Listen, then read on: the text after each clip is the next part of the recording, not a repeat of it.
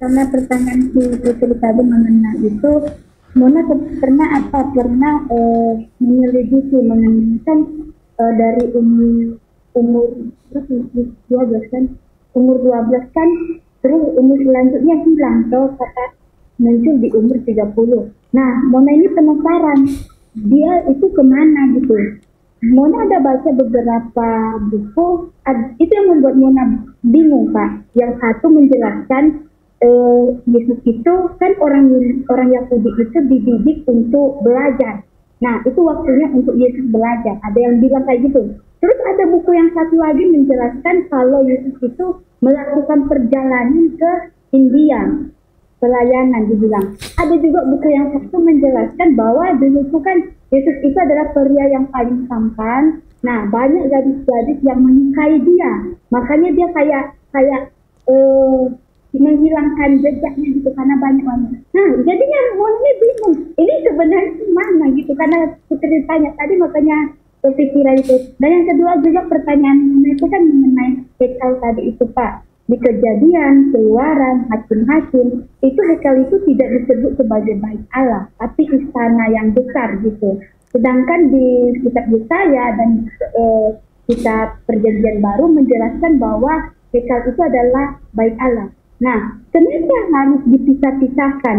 Karena tadi kan dibahas Bapak karena ada bahasa Sumeria di situ. Tetapi yang membuat Mona bingung gini, andai kala kan kita berbicara kepada orang awam gitu, jangan orang awam. Saya aja tadi tuh masih kayak mencari-cari gitu. Oh, setelah Bapak jelasin, oh kesini dia darinya. Itu sangat sulit untuk dipahami sih Pak, karena kalau misalnya di Kejadian sampai Hakim-Hakim beda arti, terus di Yesaya dengan Perjanjian Baru beda artinya. Jadi apa kalau kita mau menjelaskan sesuatu nanti takutnya beda? Apakah itu berpengaruh untuk tafsiran kita atau gimana Pak?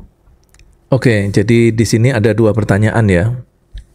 Pertanyaan yang pertama berkaitan dengan masa antara 12 sampai 30 yang tidak tercatat di dalam Alkitab dari kehidupan Tuhan Yesus Kristus. Ada yang mengatakan ini adalah masa belajar. Ada yang mengatakan Yesus Kristus melakukan perjalanan ke India. Ada lagi yang lebih sifatnya lebih bebas tafsirannya ya. Kalau saya pakai istilah asumsinya lebih kuat, yaitu bahwa Yesus itu orangnya ganteng, tampan, cakep. Nah, karena cakepnya itulah Tuhan Yesus dikejar-kejar cewek pada waktu itu, supaya Tuhan Yesus jangan sampai dia jatuh di dalam dosa, ya lebih baik dia sembunyi gitu.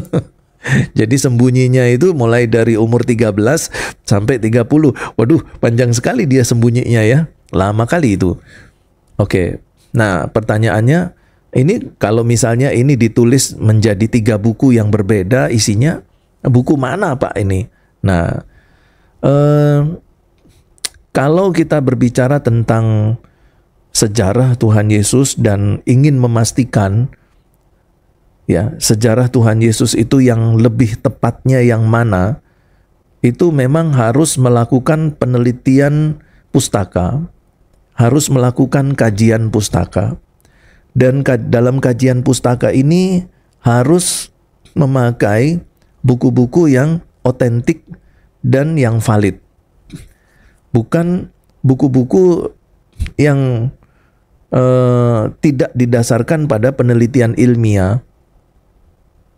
Kalau asumsi yang ketiga, Tuhan Yesus orangnya ganteng dan seterusnya, itu kayaknya tidak valid ya.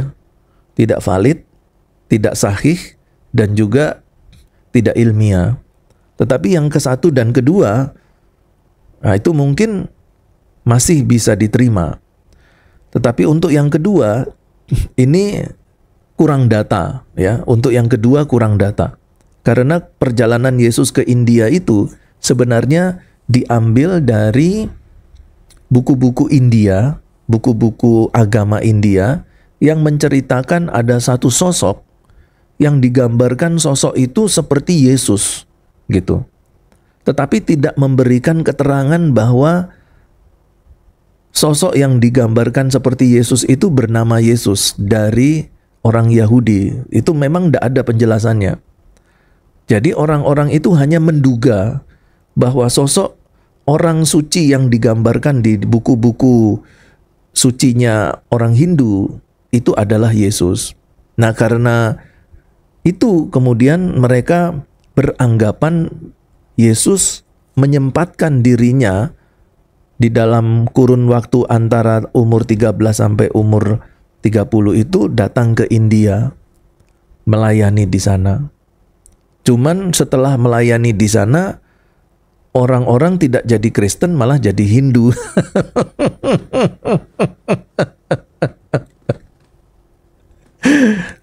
Apakah Tuhan Yesus itu menciptakan agama Hindu? Ya, itu yang saya katakan asumsinya kurang kuat ya. Ya, argumentasinya kurang kuat. Nah, tetapi untuk yang pertama itu banyak data-datanya ya. Banyak buku-buku yang ditulis oleh para rabi-rabi Yahudi ya. Itu memberikan penjelasan tentang peraturan-peraturan seorang laki-laki Yahudi dan apa yang harus mereka kerjakan selama umur itu. Dan logikanya Tuhan Yesus adalah laki-laki Yahudi, dan yang kemudian Tuhan Yesus juga adalah manusia sejati dan Allah sejati, di mana dia tidak akan melakukan sesuatu yang bertentangan dengan hukum-hukum sosial dan budaya. Itu berarti bahwa semua peraturan sosial dan budaya akan dilakukan Tuhan Yesus sebaik mungkin. Itu berarti bahwa kalau ada program pendidikan ya di umur 13 sampai umur 25, ya pasti Tuhan Yesus akan lakukan itu. Pasti. Ya. Dan kita tahu bahwa Tuhan Yesus tidak akan pergi jauh-jauh dari keluarganya. Itu sudah pasti. Kenapa? Karena Tuhan Yesus ini adalah manusia sejati dan Allah sejati. Perhatikan argumentasi saya. Ketika Tuhan Yesus kurang lebih umur 14 atau 15 tahun, ketika dia masih remaja, itu beberapa teolog mengatakan, menafsirkan, disitulah Yusuf mati. Papanya meninggal. Suami dari Maria itu meninggal. Dan itu berarti bahwa Yesus sebagai laki-laki anak pertama, dia harus menjadi tulang punggung keluarga, menafkahi Maria dan adik-adiknya. Maka Tuhan Yesus melanjutkan pekerjaan dari Yusuf sebagai tukang kayu. Makanya Tuhan Yesus disebut sebagai anak tukang kayu dan yang berprofesi sebagai tukang kayu. Kenapa? Karena Tuhan Yesus harus bekerja, menafkahi keluarga, karena Tuhan Yesus sekarang harus menjadi kepala keluarga, menggantikan Yusuf yang sudah meninggal. Jadi kalau Tuhan Yesus meninggalkan keluarganya untuk mengembara sampai ke India, itu sebagai laki-laki anak pertama, Tuhan Yesus dianggap sebagai orang yang tidak bertanggung jawab. Dan itu berarti secara sosial dan secara budaya Tuhan Yesus melakukan kesalahan.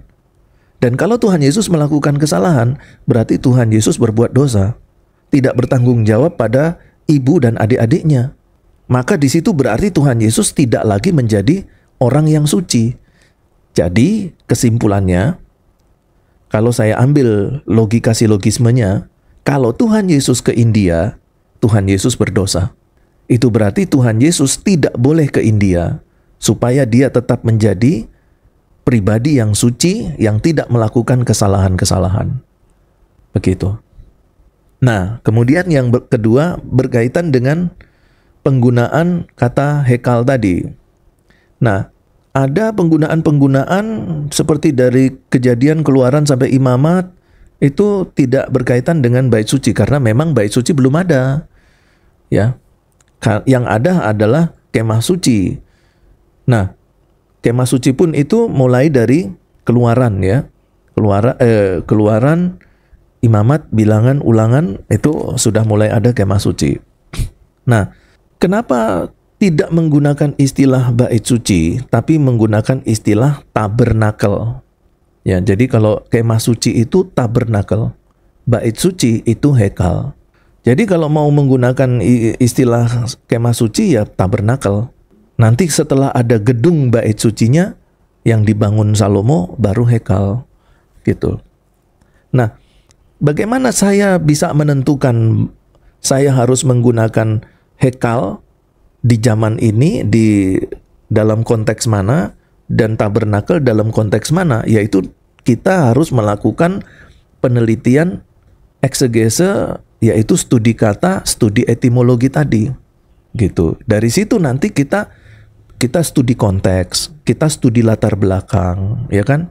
Kita studi eksegese berdasarkan sintaksisnya, ya, berdasarkan kalimat, berdasarkan tata bahasa. Pokoknya semua metode-metode hermeneutik itu kita pakai. Nah, dari situ nanti kita mulai diarahkan kepada satu kesimpulan. Ini kita pakai mana gitu? Pakai arti yang mana? Arti bait suci ataukah pakai arti istana? Kita lihat konteks, kita lihat perbandingan dengan penggunaan istilah yang sama pada kitab-kitab yang berbeda.